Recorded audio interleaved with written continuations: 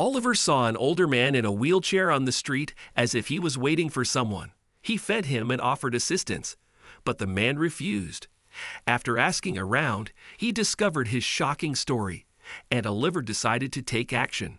What happened next surprised him. Before we continue, please take some time to subscribe to Dailydose, like and share this video with your friends.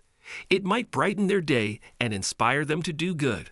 Also keep watching because an important lesson awaits at the end of the video. Oliver parked his car and looked at the restaurants on that block. It was a commercial street in Montana, and he was ready to eat. But something stopped him from going into one shop immediately.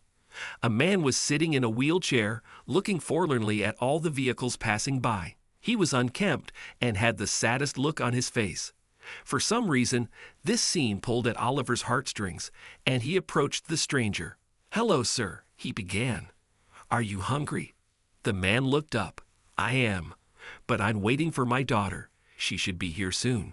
"Oh, that's great, sir," Oliver answered and went into the restaurant where he still purchased something for the older man.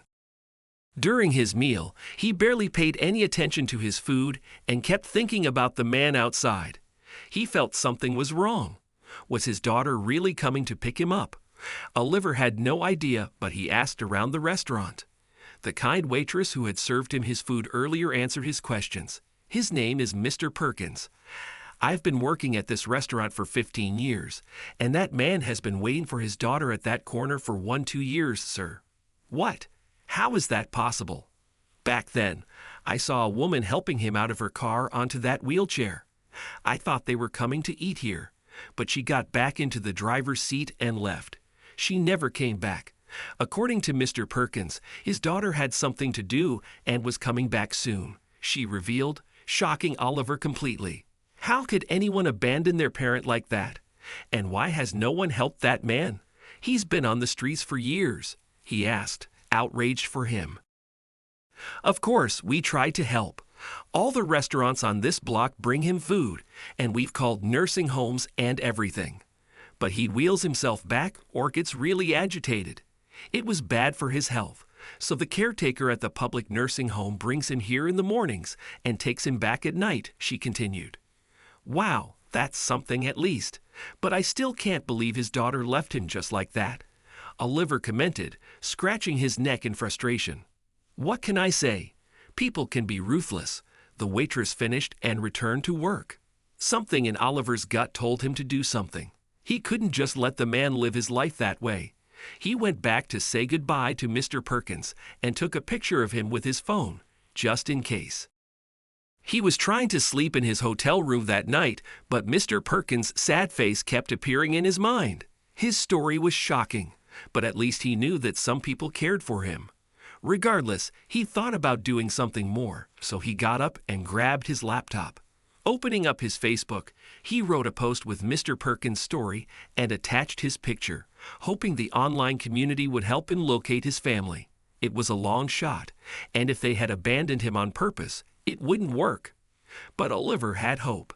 He woke up the following day to discover that thousands of people had shared his post on the social media platform. He couldn't believe it. He had several messages in his inbox from people who had spotted Mr. Perkins. Others claimed to know him, but there was one in particular that caught his attention. "Hello, Oliver. I'm Richard Feinberg, and I believe that man is my father-in-law.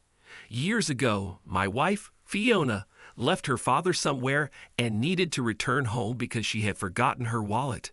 She got into a terrible car accident and lost all her memories. She has been slowly regaining them, but the location of her father was never precise. It didn't help that we moved from Montana to Nevada when we got married. We tried to find him and had no idea where to start. Fiona has been going to several therapists for years, trying to regain her memories, but nothing worked. But now your post has ended our search. Thank you. Thank you so much. We'll arrive in a few hours. I hope to meet you with my wife. Thank you so much." Oliver was shocked once again. He had no idea something like that could happen, and no one had done anything before to fix it before him. Couldn't the police help Fiona? Didn't they have other family members?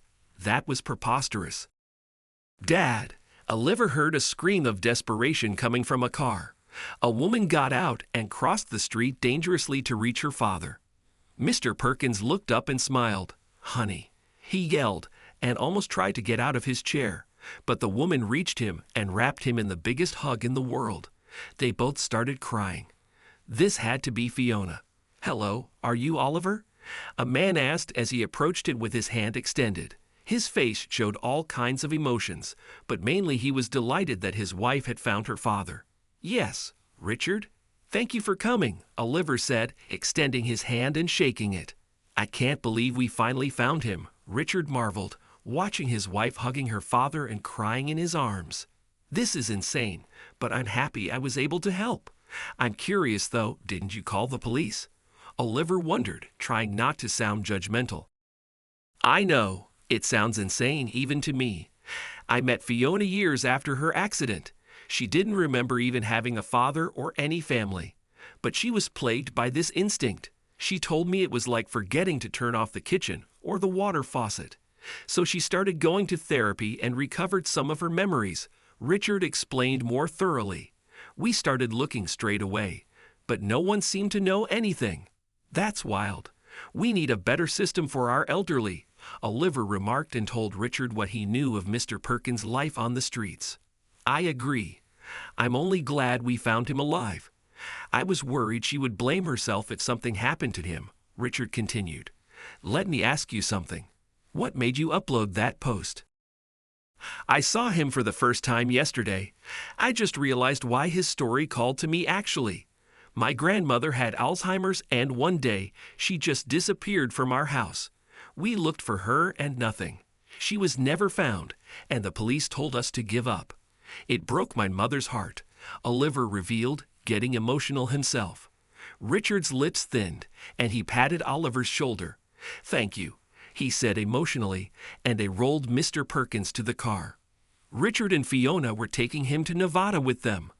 Oliver asked the waitress to give them the number of the nursing home so they could resolve everything. At least Mr. Perkins' story had a happy ending. He'd only wished that every other family could have one too.